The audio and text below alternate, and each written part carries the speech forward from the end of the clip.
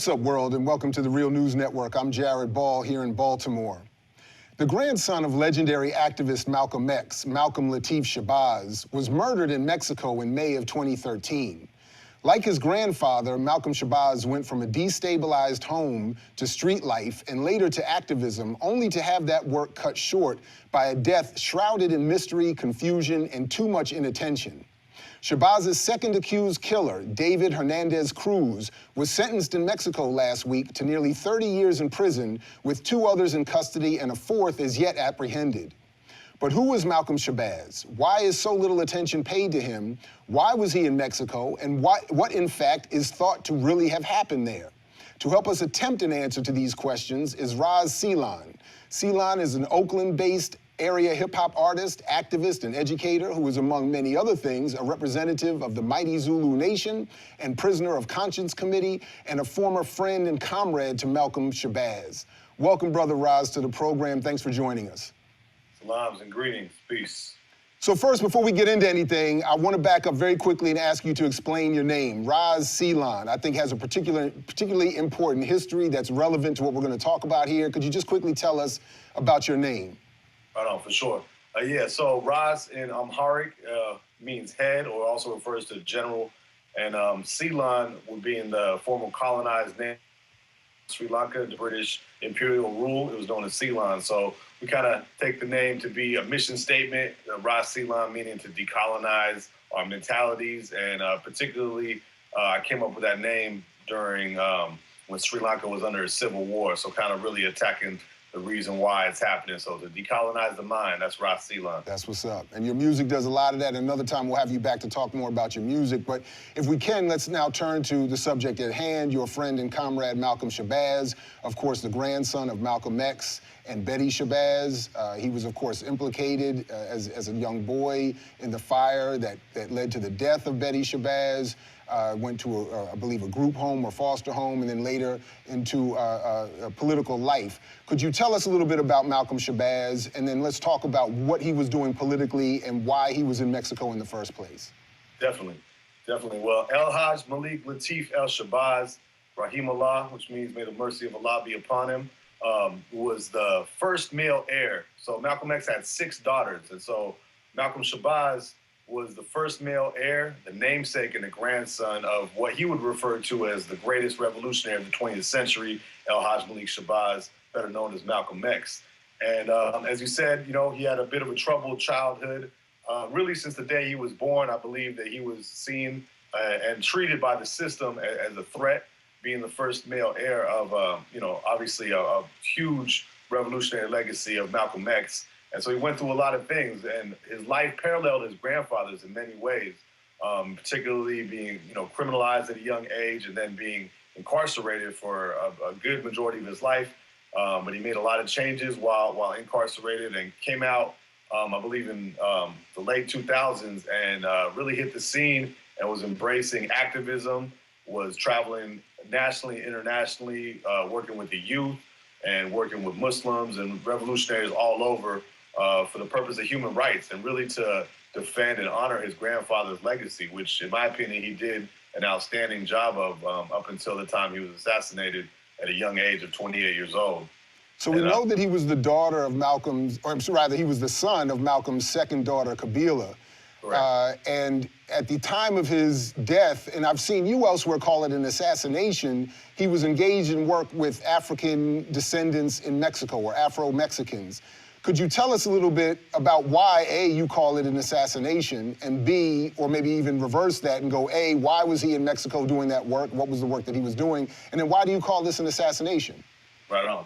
Well, the thing about young Malcolm is he would pretty much anytime he got a call out to appear somewhere or to show up in solidarity, he would go, whether that was in Libya or Canada, UK, all over the place. He would pretty much show up if somebody reached out to him. And, that's how we linked up here in Oakland.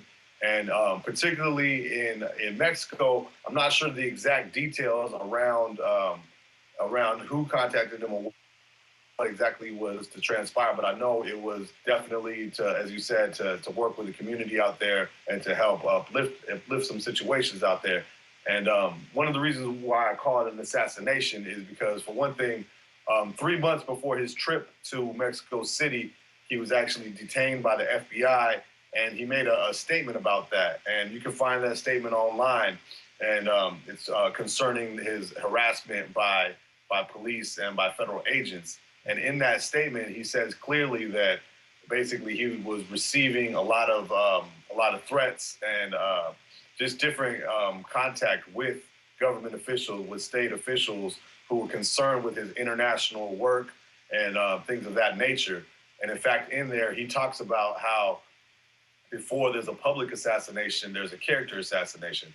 And I think a lot of the information that came out in terms of him being at a bar and all this stuff with a bar tab and all that, and then ended up murdered, is it points to what he was warning us about 3 months before he passed, you know?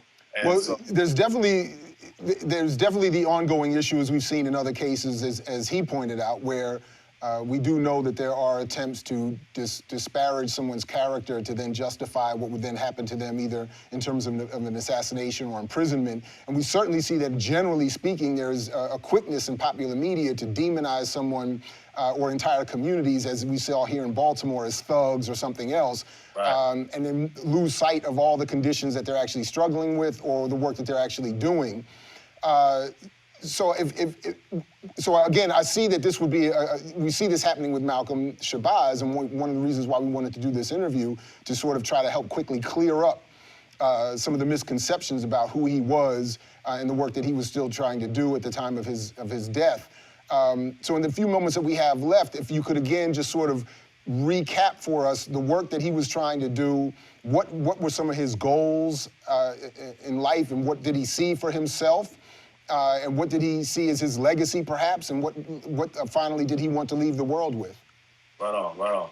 Well, I think very much, you know, he was very much inspired by his grandfather and was moving in the footsteps of Malcolm X, you know, and similar to his grandfather, going from the NOI to Sunni Islam. Even young Malcolm went from Sunni Islam and he embraced the Shia practice, or the Ahlul Bayt practice of Islam, which you know, has some international repercussions as well. And basically, he was all about unity and education. We met a few times here in Oakland, and he would do public speaking events, particularly with the youth. And he was really concerned with what's going on with Black people in the hood and oppressed people in general. And he was really concerned with Muslims as well.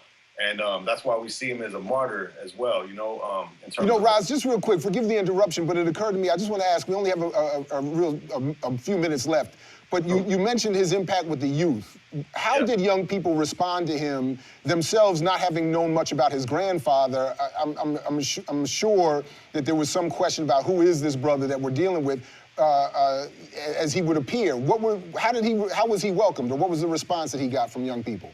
Yeah, he was always embraced, you know. He was very, very humble. So he would be right with the youth on their level. It was interesting because every time he would speak, he would always ask his audience to raise their hand if they've, A, read the autobiography of Malcolm X, or B, seen the movie. And it was almost like he was doing like a little personal tally for himself, you know. It was really interesting. But, you know, being a cat that actually came from the streets as well, he knew how to engage with his people. You know, he was very much one with the people. So the youth were always excited about him, regardless of even just him being for who he was, not necessarily who his grandfather was, but the energy and the spirit that he was bringing, and also the discipline. You know, he was a very articulate, well-spoken, very, very intelligent political brother. You know, we would build on all kinds of things going on.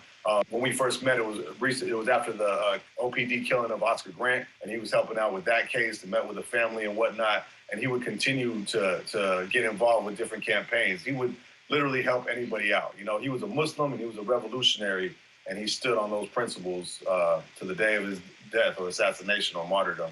That's what's up. Ras Ceylon, thank you very much for joining us here at the Real News Network. Right on, appreciate it. Solidarity and justice for Malcolm Shabazz, rahimahullah. And thank you for joining us here at the Real News Network as well. And as Fred Hampton used to say, and as we always say here in our segments, peace if you're willing to fight for it, everybody. Catch you in the whirlwind.